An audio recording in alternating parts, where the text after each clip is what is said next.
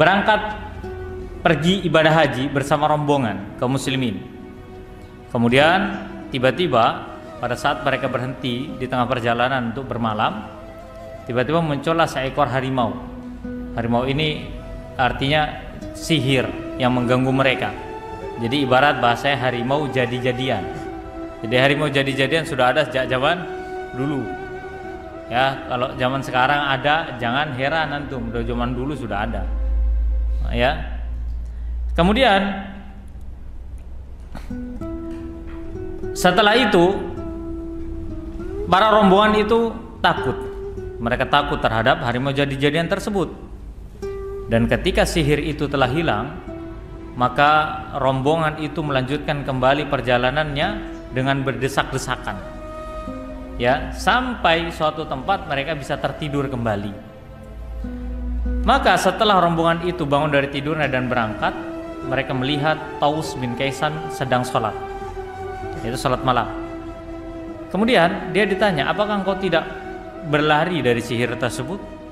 Apa jawaban Taus? Ya, ketika ia ditanya, tidakkah anda tidur, tidakkah anda berpaling dari sihir tersebut? Taus menjawab, adakah seorang hamba yang bisa menidurkan sihir?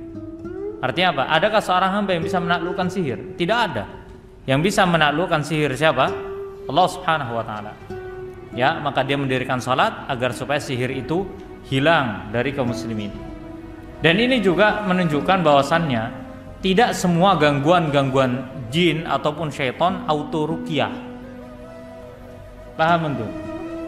Enggak semua lihat gangguan jin atau syaitan auto diruqyah, itu enggak. Langsung diruqyah.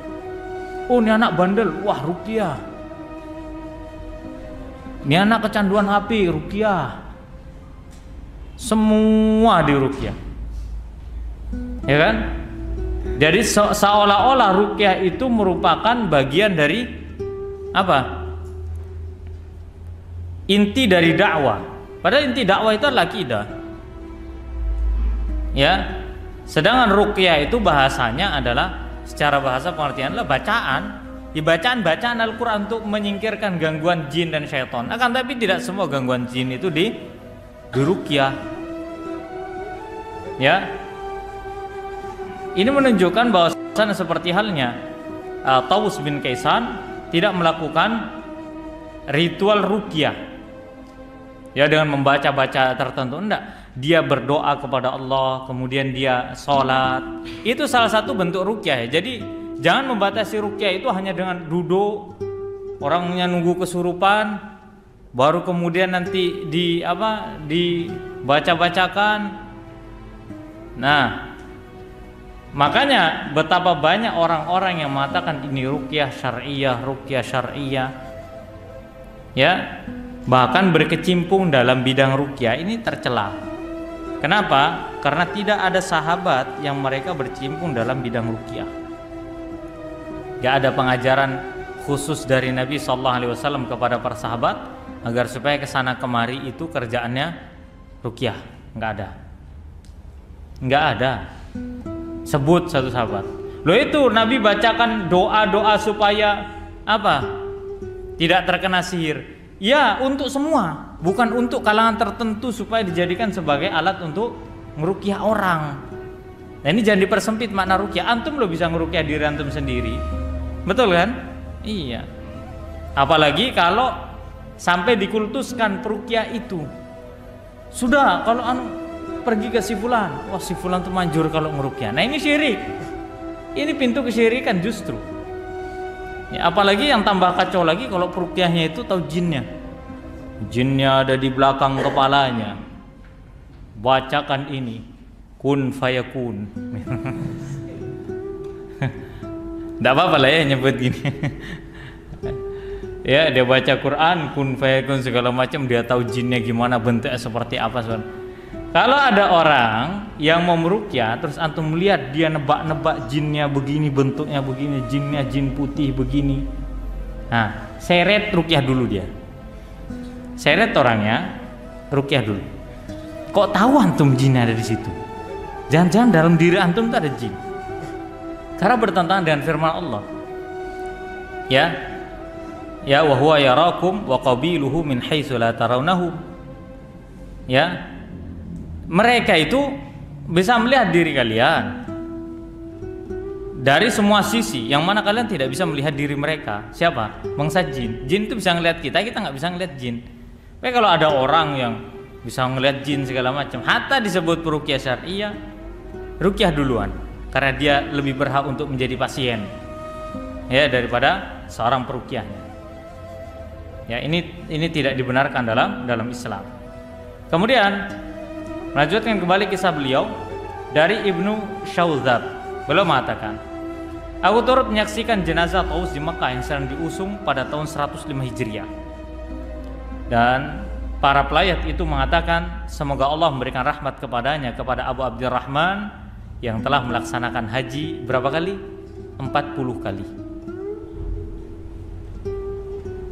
Taus itu bukan orang kaya, tapi bisa melaksanakan haji berapa? 40 kali. Kita yang makan enak, tidur nyenyak, ya, hidup berkecukupan, terkadang kita tidak terbetik sedikit pun dan usaha, meskipun kecil apapun itu usahanya, untuk jalan menuju haji. Bahkan lebih kacau lagi, banyak orang-orang yang punya duit, betul kan? Hajinya berapa juta sih kalau berangkat tahun ini? 350 ya. Kalau haji furoda itu daftar tahun ini, berangkat tahun ini, itu 350 juta. Murah, Iwan. Murah. Lo antum anggap mahal. Lo yang mahal itu hatimu. Nggak ada keinginan untuk ke sana. Kenapa antum anggap mahal? Kenapa 350 juta? Ya mudah buat Allah. Antum nggak mau doa. Doa antum haji apa? Kenapa antum nggak doa, ya Allah saya pengen haji tahun ini? Kenapa? Kan duitnya dari mana? Antum terlalu takut sama doa yang gratis itu loh. Antum doa gratis sama bayar sih antum. Gratis, sama yang gratis aja lo takut. Apalagi bayar. Antum nggak dikenakan voucher, bayar voucher doa, enggak. Antum is doa, ud'uuni astajib lakum, sudah itu. Tapi terkadang kita yang terlalu pesimis, karena nggak punya duit, Sat. Kenapa haji harus punya duit? Kenapa giliran berdoa minta haji kok harus ada duitnya dulu baru antum mau berdoa? Nggak bisa. Doa dulu. Ya. Makanya siapa yang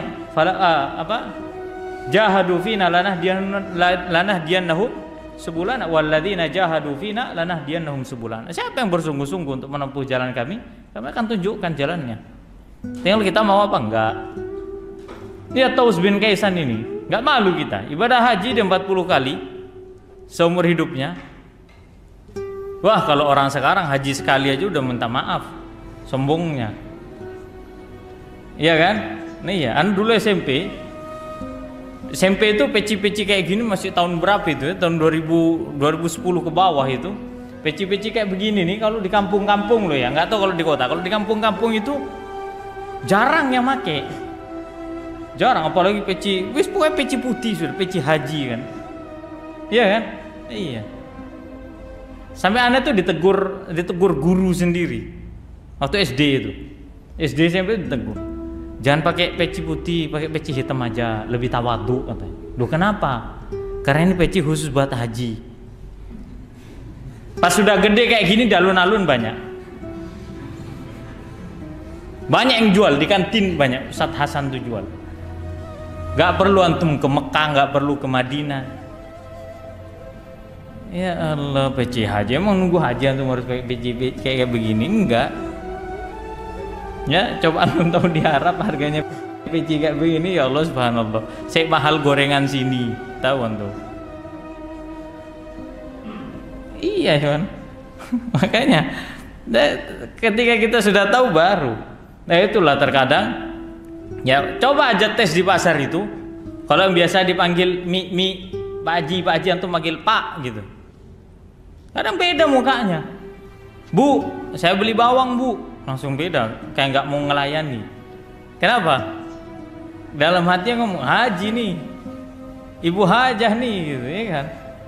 Apalagi haji 40 kali seperti Taus bin Kaisan. wah sudah, auto jadi orang paling soleh sekampung. Bahkan yang lebih lucu lagi, terkadang orang yang sudah haji itu dianggap berilmu, baru pulang haji suruh naik mimbar. Dapat apa di Mekah? Haji itu loh, sesinya tuh 10 hari.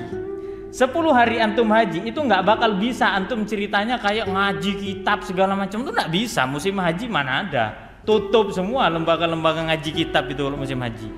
Saudi. Terus kalau 10 hari kan tuh ngapain aja kalau nggak ikut prosesi ibadah haji kan urutannya. Sisa 30 harinya kan biasa rute haji itu 40 hari ya. 40 hari itu. Nah, terserah sudah. 30 hari ngapain? Haji plus Turki, Mesir, mana lagi? Palestina, Masjidil Aqsa gitu kan. Ya jalan-jalan. Mau dapat ilmu apa antum banyakan selfie? Tiba-tiba pulang dari haji antum naik mimbar, baca Quran pun tak tahu juga. Gitu minta dipanggil wak haji. Memalukan kayak gini. Harusnya dulu kalau seandainya gelar itu wajib, karena kan itu ada budaya kita ya. Tidak masalah sih sebenarnya kita manggil orang yang sudah haji dengan panggilan Pak Haji. Ya tidak perlu di embel-embel yang lain. Ya nggak apa-apa kita muliakan mereka, tidak masalah, tidak bertentangan dengan syariat. Justru kalimat haji ataupun hajah itu dulu awal mulanya terjadi pada zaman penjajahan. Kalau antum tahu historinya, zaman penjajahan dulu orang Belanda itu mewaspadai orang yang sudah berangkat haji, karena dulu hajinya itu pakai kapal, bisa 3 bulan 4 bulan mereka itu ada di Mekah. Makanya 3 bulan 4 bulan itu terkadang banyak tercetak para ulama-ulama yang kembali ke Nusantara, ke Indonesia. Mereka belajar di Mekah 3 bulan, 4 bulan, 5 bulan, ada yang sampai bertahun-tahun di sana. Kemudian setelah itu kembali ke tanah air dalam keadaan sudah pergi haji, kemudian mendapatkan ilmu yang banyak. Nah itu baru yang benar. Kalau cuma hari 40 hari ente naik mimbar, dapat apa ente? Wangsit, dapat wahyu? Enggak kan? Nah baru Belanda itu mewaspadai. Karena apa? Karena dilihat adalah pergerakan orang Indonesia yang paling banyak melawan Belanda adalah orang yang sudah pernah pergi haji. Biasanya yang jadi tokoh kemudian mengobarkan semangat rakyat Indonesia untuk memerangi Belanda. Makanya dikasih blacklist atau ditulis dengan tinta merah, yang sudah pernah haji disebut dengan Haji Fulan bin Fulan, Haji Alan bin Alan, Haji gini. Kenapa? Karena kalau ini bergerak berarti harus diwaspadai oleh Belanda. Kalau orang sudah pernah haji harus diwaspadai. Maka gelar haji itu dibuat dulu zaman kolonial. Dulu zaman kolonial. Nah baru sekarang kesini-sini jadi kebanggaan. Padahal kontribusinya nggak ngapa-ngapain. Kadang pun mohon maaf. Kadang hajinya pun dana kredit, ngebank. Pengen jadi haji mabur. Antum kalau haji tapi dananya masih dana kredit, antum harap doa antum di pinggir Ka'bah itu diterima. Wa mat'amuhu haramun wa masrabuhu haramun wa malbasuhu haramun. Wa ghudiya bil haram fa anna yustajabulah. Gimana mau dikabul? Makannya, minumnya, pakaiannya. Ana talangan haji Ustaz. Kan bagus talangan haji. Dari mana? Dari bank. Apa hukumnya talangan haji dari bank? Pasti ada lebihnya nggak? Atau dikasih 300 juta kemudian antum balikin 300 juta ngepres? Enggak. Paling 350 juta, 310 juta. Ya itulah riba, betul nggak? Iya. Nah, itu pengen haji mabrur, ya enggak bisa. Makanya kalau mau haji niatkan yang lurus, tempuhlah dengan cara yang halal. Ya. Kemudian ma'asyiral muslimin rahimin rahimakumullah, adapun guru-guru beliau dan muridnya, guru beliau sangat banyak. Ya. Dari kalangan para sahabat seperti Jabir bin Abdullah. Dari kalangan sahabat Jabir bin Abdullah, Abdullah bin Umar bin Al-Khattab radhiyallahu anhu, Abdullah bin Amr bin As, kemudian Abdullah bin Abbas, Mu'ad bin Jabal, ya, Abu Hurairah. Ada yang tidak bertatap muka langsung dengan mereka seperti Abu Hurairah, Aisyah radhiyallahu anha, dan para sahabat yang lain. Maka Taus mengatakan, aku pernah menemui 50 sahabat Rasulullah SAW dan berguru kepada mereka. Jadi Taus ini pernah mengatakan dia pernah bertemu 50 sahabat. Karena kan zamannya memang dekat sama sahabat ya, tabi'in dia. Maka dia bisa bertemu dengan sahabat 50 sahabat sekaligus. Yang menunjukkan keutamaan dan kemuliaan beliau, bagaimana beliau mencari guru yang baik. Karena di situlah nanti akan timbul atau akan muncul buah manis dari ilmu yang bermanfaat. Dan begitu pula dan murid-muridnya. Murid beliau sangat banyak dan hampir semua dikatakan sebagai seorang ulamanya kaum muslimin dan dikenal oleh kaum muslimin, seperti Laits bin Abi Salam, kemudian Mujahid dan yang lainnya. Maka itu merupakan bagian dari berkahnya ilmu yang beliau ajarkan. Nanti akan kita jelaskan bagaimana ya luar biasanya kuatnya ilmu beliau ketika beliau di usia tua. Jadi pada saat usia tua beliau didatangi oleh tamu. Ya, didatangi oleh tamu. Kemudian awalnya dia mengira ya, si tamu ini kan mau nanya masalah ke Taus. Awalnya dia mengira itu yang keluar dari rumahnya Taus, seorang kakek tua, itu adalah Taus. Ditanya, apakah Anda Taus? Maka kakek tua ini mengatakan, bukan, saya ini putranya. Kaget orang ini. Loh, kalau Anda putranya, bagaimana dengan bapak Anda? Otomatis lebih tua. Orang ini khawatir, wah kita ini mau tanya masalah, rupanya Taus ini tua banget berarti. Lah anaknya aja udah jadi kakek-kakek. Takutnya Taus ini pikun. Ya, jika Anda adalah putranya, tentu ayah Anda telah tua dan pikun, kata orang ini. Maka anaknya mengatakan, bagaimana Anda bisa mengatakan hal seperti itu? Apa kata anaknya? Sesungguhnya orang yang berilmu tidak akan merasakan pikun. Itu Allah jaga. Karena sebab apa? Hatinya berusaha berada di atas ilmu dan amal. Jadi orientasinya itu ke sana. Terus orang berilmu kan otomatis belajar, betul kan? Iya, orang belajar itu otomatis mengasah otaknya, mengasah hati nuraninya, mengasah imannya, mempertebal iman dan amalnya. Ya itulah cara Allah menjaga kebaikan seorang hamba. Maka orang ini melanjutkan lagi ceritanya. Kemudian aku masuk ke rumahnya. Dan tiba-tiba Taus berkata kepadaku, apa keperluanmu ke sini? Silakan kau bertanya, jangan bertele-tele.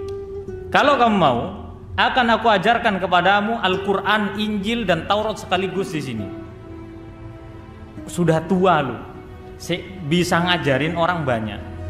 Ya, maka ia berkata, jika Anda mengajariku tentang semua itu, maka aku nggak perlu lagi bertanya tentang sesuatu apapun kepada Anda. Artinya apa? Kalau Anda bersedia untuk mengajarkan semua ilmu, ya wes tak lunggu aja, nggak mau banyak tanya, Anda tak lunggu, duduk, Anda mau dengerin sudah. Iya kan? Iya. Lihat bagaimana kemampuan Taus bin Kaisan. Apa nasihat Taus kepada orang ini? Takutlah kamu kepada Allah, ya, seolah-olah tidak ada yang paling kamu takutkan kecuali hanya kepadanya.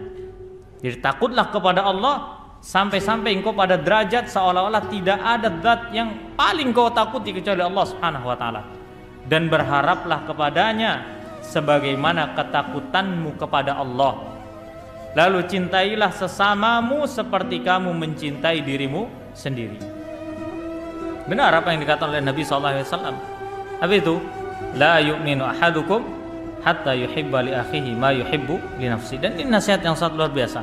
Pertama, takut kepada Allah dimanapun dan dalam keadaan apapun, sehingga ketika kita konsentrasi untuk takut kepada Allah, tidak ada zat yang kita takuti kecuali Allah Subhanahu wa taala.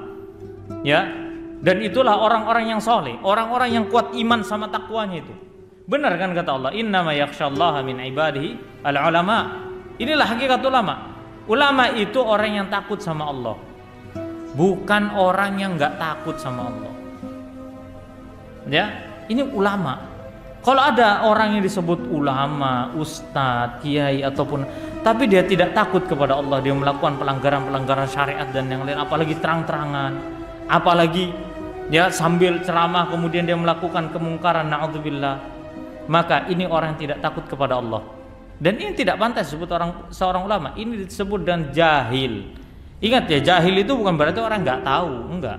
Jahil itu orang yang tahu tapi nggak dikerjain, itu lebih jahil lagi. Mending antum nggak tahu nggak ngerjain apa-apa, betul? Karena nggak tahu. Tapi ketika sudah tahu kenapa nggak dikerjakan, maka itu lebih jahil lagi. Ya. Kemudian ma'asyiral muslimin rahimani rahimakumullah. Beliau juga ya pernah berkata, wahai Abu Nujaih, ini nasihat-nasihat beliau ya. Barang siapa yang berkata memberi nasihat, berkata dalam keadaan memberi nasihat dan bertakwa kepada Allah, itu lebih baik daripada orang yang diam dan bertakwa kepada Allah. Orang yang amar ma'ruf nahi mungkar, kemudian dia bertakwa kepada Allah, itu lebih baik daripada orang yang cuma diem. Akan tetapi dia diam, nggak mau amar ma'ruf nahi mungkar, dia nggak mau ngasih nasihat sekalipun dia bertakwa kepada Allah. Jadi intinya adalah amar ma'ruf nahi mungkar itu melahirkan ketakwaan untuk dirinya dan untuk sesama, betul nggak? Kita tinggalkan amar ma'ruf nahi mungkar setakwa apapun kita, maka kita tetap tidak disebut dengan bertakwa, percuma gitu. Takwa apa kita, sedangkan kita tidak bisa menyelamatkan diri kita dan orang lain yang ada di sekitar kita. Bahkan para ulama mengatakan, ya, orang yang tidak mau amar ma'ruf nahi mungkar itu seperti syaitan bisu. Syaitan bisu, dia melihat kemungkaran tapi diam aja, tidak mengingkari dengan hati. Dia tidak berusaha untuk apa, melakukan tindakan-tindakan supaya dia terhindar, orang lain terhindar dari kemungkaran. Padahal dia mampu melakukannya, maka ini syaitan bisu namanya. Dan ini tidak boleh dalam Islam. Ya, maka perhatikanlah nasihat-nasihat dari beliau yang telah kita sampaikan. Kemudian ma'asyiral muslimin rahimani rahimakumullah, ada nasihat yang sangat menarik ini, terutama bagi antum semua nih. Apa kata beliau? Taus berkata, ibadah seorang pemuda tidaklah sempurna sampai dia menikah. Wis, sak taat-taatmu, sak takwa-takwanya seorang pemuda atau pemudi, seorang muslim atau muslimah, kalau dia belum menikah, nggak sempurna agamanya, cuman separuh. Karena separuhnya itu disempurnakan dengan pernikahan. Oleh karena Nabi SAW bersabda apa? Ya, wattaqullaha fima baqiya. Kalau sudah menikah, maka bertakwalah kepada Allah dengan sisanya.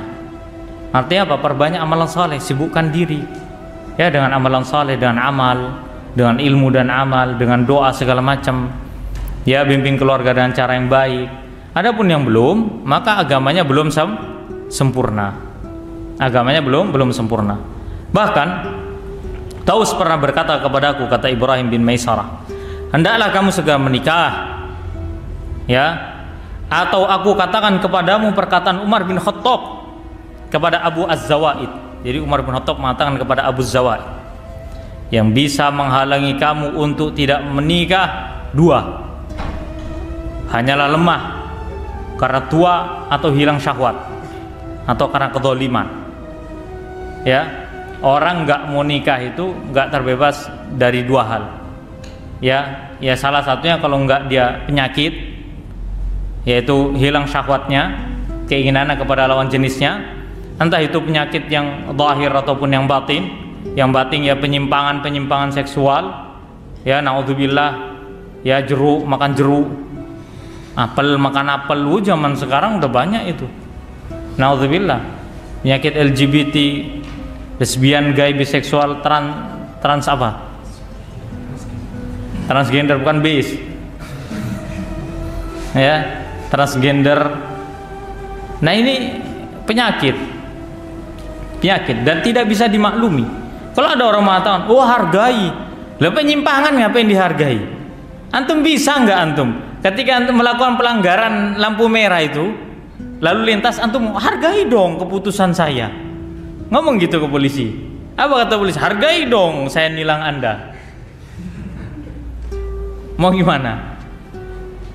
Ya sudah, namanya saling menghargai. Ya, saya hargai keputusan Anda melanggar syariat, melanggar apa? Peraturan lalu lintas. Kamu juga hargai saya. yang menghukum kamu karena pelanggaran, yaitu rakyat menghargai. Ayo, pi. Maka dicela kan dalam syariat perbuatan-perbuatan menyimpang itu. Ya. Oleh karenanya, ketika seorang itu ya memiliki penyimpangan seksual, maka ini merupakan sesuatu yang tercela yang tidak bisa dimaklumi.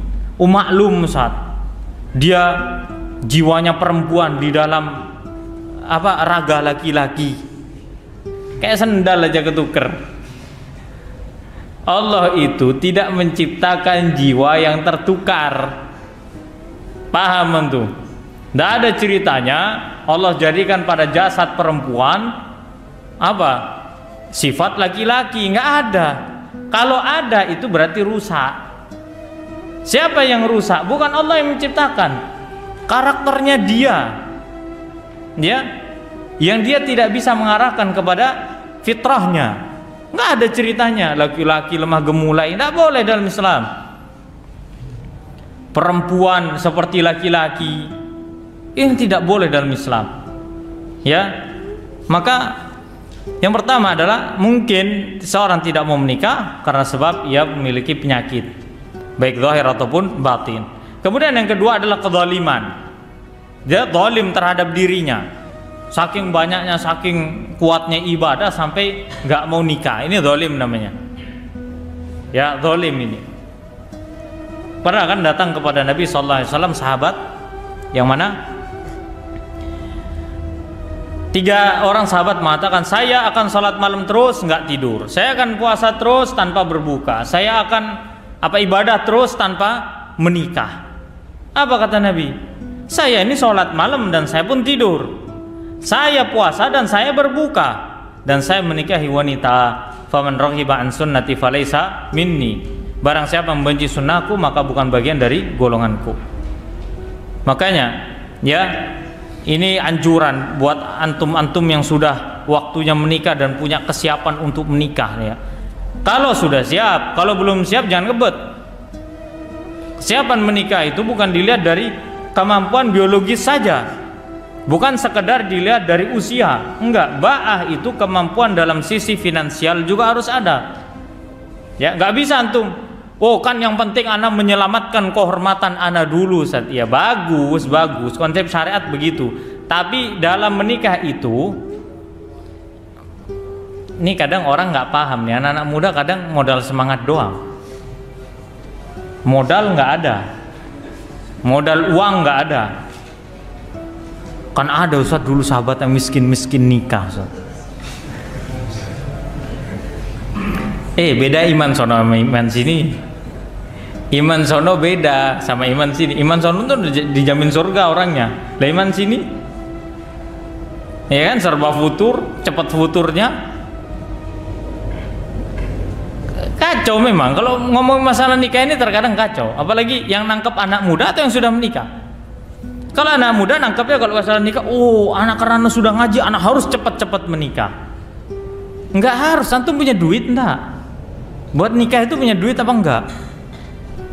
Kan nggak perlu duit banyak Ustaz. Iya memang cinta itu ditangkap dengan hati, tapi dipelihara dengan uang, tahu tuh. Itu realita itu. Apa cinta gini? Wah, yang penting saya punya cinta. Nggak punya uang loh. Ngasih makan apa terus? Makan tuh cinta. Kenyang enggak, lapar dia. Ya, jadi jangan lehwan. Berpikir pendek itu nggak boleh, terutama antum laki-laki. Ya, kerja yang benar dulu, cari nafkah yang benar. Tetaplah bekerja, meskipun tidak harus bekerja tetap, tapi tetaplah bekerja. Ya, tetaplah bekerja, apapun pekerjaannya, lakukan, nggak usah banyak gengsi. Yang penting kumpulin modal dulu. Jangan pas belum apa-apa tiba-tiba sudah, wah, yang penting anak, enggak. Makanya pembahasan menikah itu kalau bagi anak-anak muda itu kayak, wah, kalau habis hijrah harus cepat nikahnya. Kalau nggak cepat nikah seperti seolah-olah nggak lengkap ngajinya. Bahkan kadang ada orang-orang yang sudah nikah pun nggak ngaji-ngaji lagi. Dan lebih kacaunya lagi, ini yang sudah nikah nih, kadang menangkap masalah pernikahan itu bagi orang yang sudah menikah apalagi yang merasa senior, udah paling lama ngaji sudah. Antum tahu tanda-tanda orang paling lama ngaji? Obrolannya, kalau ngobrolin poligami terus dia paling lama ngaji. Ini kacau kayak begini nih. Jadi orang yang baru ngaji itu minder gitu. Wih, omongannya berat nih. Sudah ngomongin buka cabang nih kayak begini. Ya, udah ada rencana buka ana masih satu lah, janganlah anak baru ngaji, anak baru hijrah. Jadi seolah-olah kalau kalimat hijrah itu konotasinya anggapannya orang yang sudah menikah kemudian berhijrah, dia harus ngobrolin tentang itu. Akhirnya ujung-ujungnya apa? Banyak yang keluar nggak jadi. Banyak nggak? Jadi pun kacau. Kenapa? Karena kurang ilmu, ya, kurang amal, kurang modal. Sudah. Ada orang ngaji udah semangat masuk bab poligami. Wah, seneng. Maka menyikapi poligami itu pertengahan, ya, jangan membenci dan jangan apa? Hukumnya lo boleh. Hukumnya boleh. Antum kira sunnah? Oh, ini sunnahnya para nabi, Ustaz. Ya udah, kalau antum anggap sunnah gitu, ya kan? Tapi kan nggak semua sunnah itu harus antum lakukan pertama. Ya kalau antum mampu berbuat adil. Terkadang orang poligami itu subhanallah kita banyak menemukan, ya. Dan ini yang mencoreng nama baik poligami itu akhirnya. Nggak punya modal, hartanya kurang, duit kurang, buka cabang pula dia. Akhirnya mau nggak mau ada yang ditelantarkan, salah satunya atau dua-duanya. Yang jadi korban siapa? Istri dan anak-anaknya. Beliau mau memenuhi kebutuhan istri satu, anak-anaknya aja susahnya minta maaf. Ya, gitu sih ada rencana begini. Tunggu dulu, sabar dulu. Sudah semuanya ada takdir dari Allah Subhanahu wa taala. Jangan mendahului takdir. Kan yang namanya usaha, Ustaz. Ya kalau usaha kalau bangkrut, ngapain diterusin? Betul kan? Iya. Orang pintar kalau usaha, Iwan. Antum kalau usaha ternyata ada kemungkinan itu pasti bangkrut. Ngapain usaha? Ngapain usaha itu, betul kan? Iya. Sama kayak antum kalau punya rencana poligami, terus ternyata kemungkinan besar antum nggak bisa adil. Ya wes, nggak usah kebanyakan kerena. Wes si tekno. Satu itu loh SOP ini. Hidup mati sudah. Ya. Nah ini ngasih belanja aja kurang-kurang kebanyakan gaya. Ya, ngasih belanja nggak bisa memenuhi kebutuhan anak istri kebanyakan gaya. Kita bukan mencela poligaminya, enggak.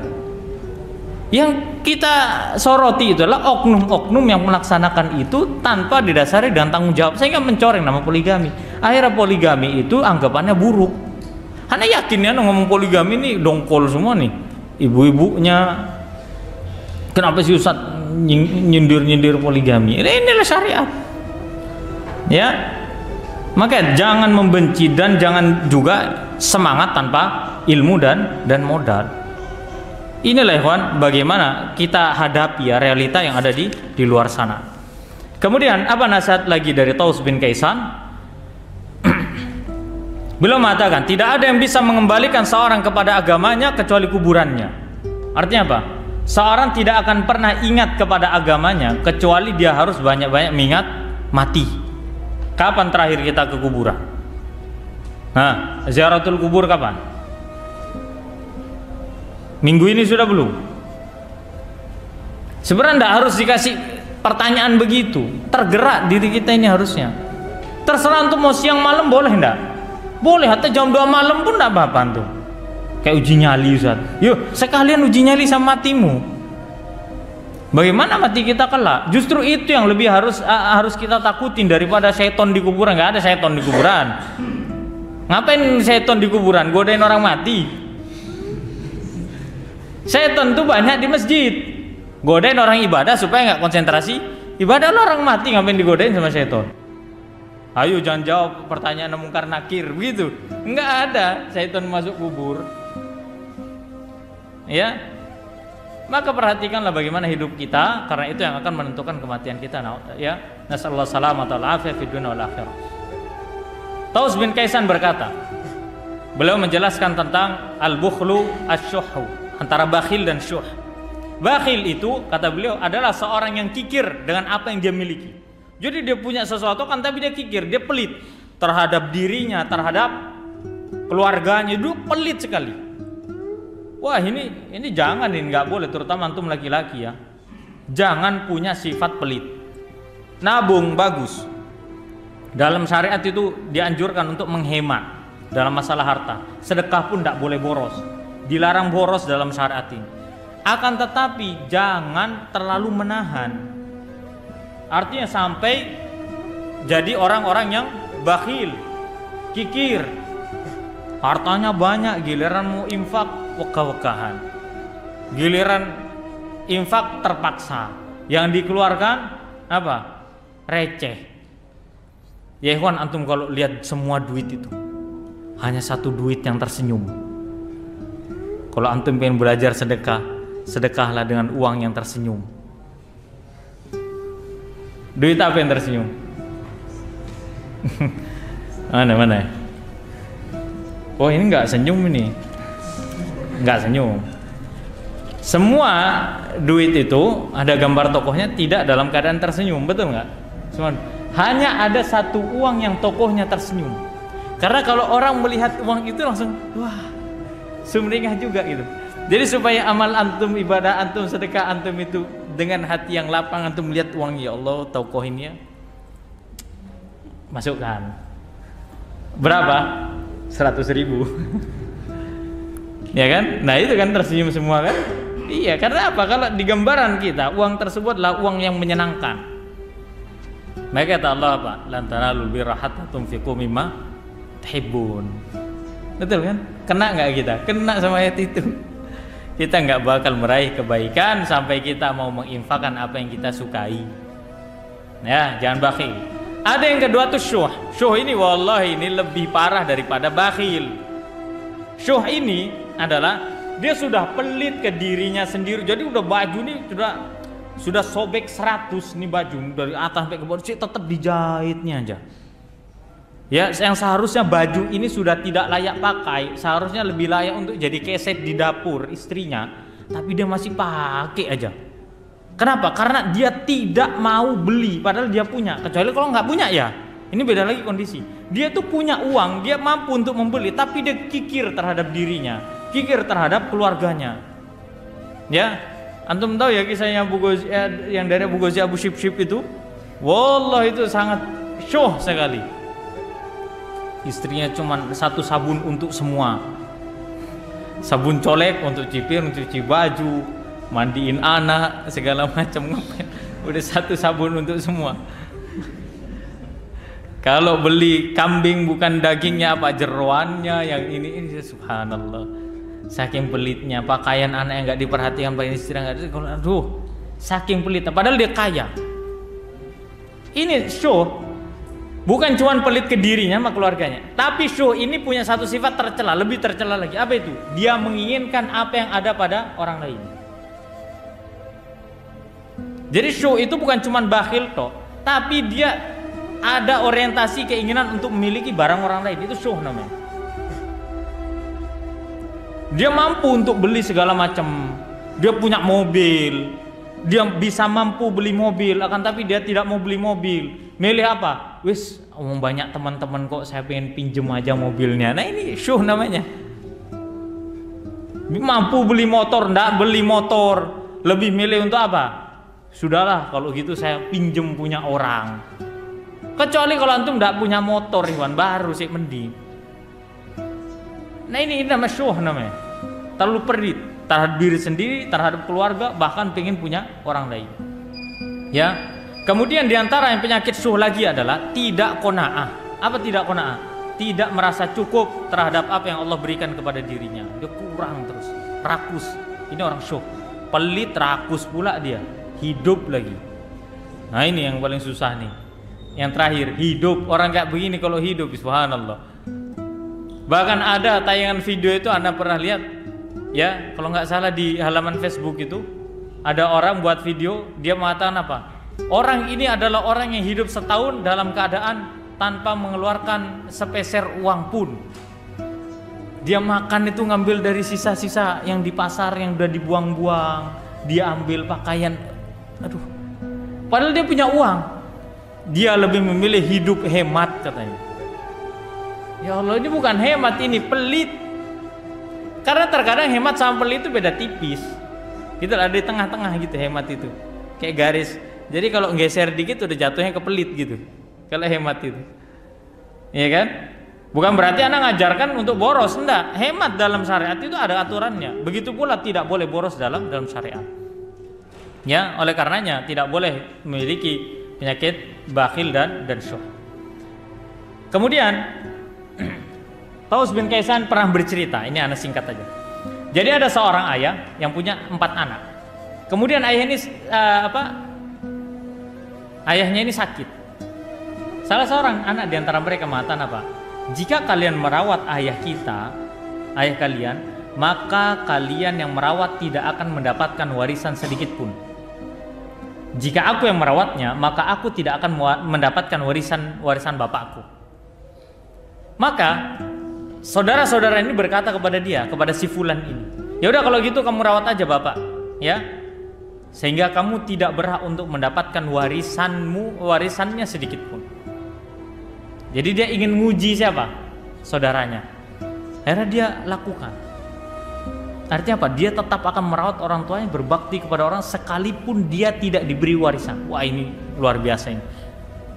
Ya. Ini luar biasa. Wah, yang sekarang banyak apa? Ya, yang sekarang banyak apa? Orang tuanya belum mati sudah ribut sama warisannya.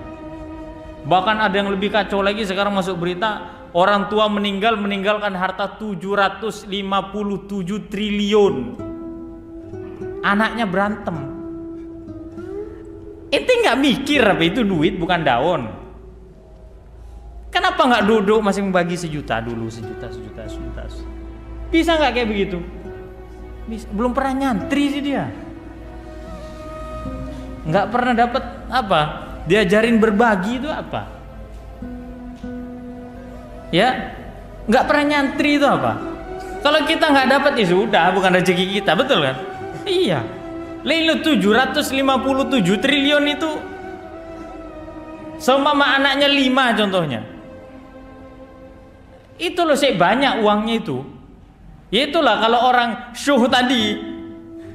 Betul nggak? Iya, rakus. Maka si fulan ini merawat ayahnya sampai wafat, sehingga ia tidak mendapatkan warisan. Kemudian ya ia setelah melaksanakan kewajiban sebagai seorang anak, di malam hari dia tertidur dan ia bermimpi. Didatangi beberapa orang ini berkata, "Wahai fulan, pergilah kamu ke tempat itu lalu ambillah uang 100 dinar." Maka si fulan ini bertanya kepada orang itu dalam mimpinya, ya, apakah uang itu mengandung berkah? Maka yang menganjurkan tadi ini mengatakan enggak ada berkahnya. Maka si fulan tadi, ya, waktu pagi dia menceritakan mimpinya kepada istrinya. Kemudian istrinya berkata, ambillah, kita bisa mendapatkan berkahnya dan membeli pakaian dari uang itu. Akan tetapi si fulan ini tidak mau mengambil uang 100 dinarnya. Karena menurut dia ini uang apa gitu loh, nggak jelas kan? Ini uang apa? Dia berhati-hati. Kemudian tidur berikutnya di malam tiba, dia bermimpi lagi datangi orang yang sama. Kemudian orang ini juga menawarkan, datanglah ke tempat ini dan ini, lalu ambillah uang 10 dinar. Maka si fulan ini bertanya lagi, apakah uang itu membawa berkah? Lagi-lagi orang ini mengatakan apa? Tidak. Paginya dia bercerita lagi kepada istrinya. Bercerita kepada istrinya tentang mimpinya. Maka istrinya menganjurkan, ya, menganjurkan apa? Ambillah, ya, karena uang itu bisa bermanfaat untuk kita. Sehingga pada malam ketiga ia bermimpi lagi dengan bertemu dengan orang yang sama pada mimpinya sebelumnya. Dia mengatakan, pergilah ke tempat ini dan itu, di sana hanya ada 1 dinar. Hanya ada 1 dinar. Ya, hanya ada 1 dinar, silakan kamu ambil. Akhirnya dia bertanya lagi. Ini mimpi hari ketiga, ya. Si fulan bertanya kepada siapa? Orang yang menemui dirinya dalam mimpi. Dia bertanya, apakah uang 1 dinar ini membawa berkah? Apa kata orang tersebut? Iya. Nah, 100 dinar ditanya bawa berkah, enggak, dia nggak ngambil. Ngapain diambil uang kalau nggak ada berkahnya, betul kan? 10 dinar nggak diambil gara-gara katanya nggak ada berkahnya. Giliran 1 dinar, orang ini mengatakan apa? Iya, di situ ada berkahnya. Akhirnya dia pergi ke tempat tersebut dan mengambilnya. Setelah itu dia pergi ke pasar. Tiba-tiba ia melihat seorang laki-laki yang membawa 2 ekor ikan yang besar. Lalu kemudian dia membeli karena tertarik. Wih, ikan ini besar banget, ini anak pengen makan ikan. Dia menanyakan harganya. Kemudian dia bertanya berapa harganya. Si pedagang ini mengatakan ini 1 dinar. Jadi 2 ikan ini dijual 1 dinar. 1 dinar 4,5 gram emas sih kan. 1 gram 948 hampir 950 antum bayangin tuh. Jadi sudah kan dibawanya ikan itu dengan sukacita. Dia pulang ke rumahnya. Ya. Kemudian pada saat di rumahnya dia membersihkan ikan, dia belah. Ketika membelah perut ikan, dijumpai banyak mutiara yang belum pernah dilihat oleh orang lain. Artinya ini mutiara langka. Akhirnya disimpanlah mutiara tersebut.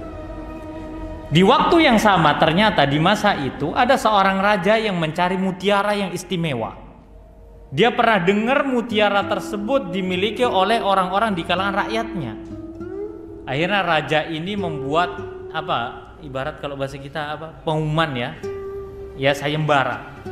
Siapa yang punya mutiara tersebut kemudian menjualnya, maka akan aku ganti mutiara itu, 1 mutiara ya, aku akan tukar dengan emas seberat 30 ekor bigol. Tahu 30 ekor bigol? Bigol itu persilangan antara kuda dan keledai. Keledai itu gedenya kayak kambing tapi tinggi dikit. Kalau kuda ya tinggi ya kan. Kalau keledai itu kan pendek. Nah, ini persilangan antara kuda dan keledai. Ya pertengahannya kuda. Siapa yang punya mutiara tersebut, aku akan ganti dengan emas seberat 30 ekor bigol. Akhirnya ya orang ini memberikan mutiara itu. Ya. Akhirnya dia mendapatkan apa? 30 apa? Mendapatkan emas seberat 30 ekor bigol. Auto kaya ini. Ya kan? Ternyata ketika apa? Raja ini melihat mutiara ini, dia terkagum-kagum. Kemudian dia mengatakan mutiara ini tidak akan pernah bisa dipakai. Kalau dipakai kurang indah kalau nggak ada pasangannya. Jadi dicari lagi pasangannya. Dia buat sayembara lagi. Siapa yang masih punya pasangan dari mutiara ini, saya buat penawaran, saya ganti 2 kali lipat dari penawaran pertama. Berapa berarti? Diganti dengan emas seberat 60 ekor bigol. Datanglah orang itu lagi kepada si fulan ini. Kemudian ditukarkannya. Ya, kemudian Allah kayakan ia dengan caranya sekalipun dia apa? Menolak warisan karena sebab dia harus berbakti kepada orang tuanya. Itulah, siapa yang mau berbakti kepada orang tua, Allah mudahkan jalan hidupnya. Mau orang tua itu masih hidup atau orang tua itu sudah wafat.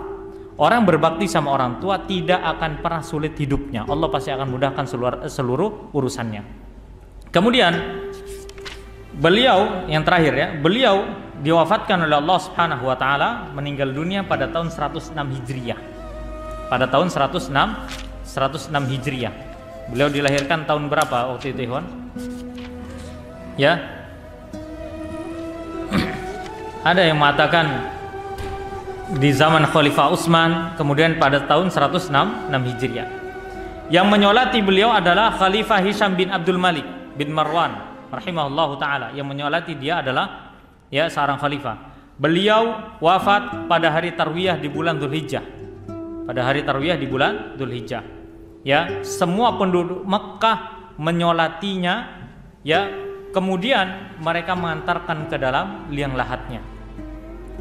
Setelah itu di musim haji itu juga, ya, manusia menyaksikan bagaimana seorang ulama wafat. Ya, karena kalau ulama itu sudah wafat, itu menunjukkan ilmu telah diangkat oleh Allah Subhanahu wa taala. Akan tapi tidak ada yang tahu ya kuburannya di mana. Ada yang mengatakan di daerah Ba'laba, ada yang mengatakan di Mekah, ada yang mengatakan di Mina, ada yang mengatakan di Muzdalifah. Ya, tidak ada yang tahu tentang kuburannya siapa? Tawus bin Kaisan. Coba tahu, ditakutkan terjadi apa? Pengkultusan. Ya, wallahu a'lam bishawab. Semoga Allah Subhanahu wa taala merahmati beliau Tawus bin Kaisan rahimahullah taala yang telah menjadi figur yang baik untuk kita semuanya, agar supaya kita mengikuti jejak langkah beliau. Insyaallah di pertemuan berikutnya kita akan lanjut dengan ulama tabi'in yang masyhur, yaitu Al-Imam Al-Hasan Al-Basri rahimahullah taala. Wallahu a'lam bishawab. Subhanakallahumma rabbana bihamdika asyhadu an la ilaha illa anta astaghfiruka wa atubu ilaik. Assalamualaikum warahmatullahi wabarakatuh.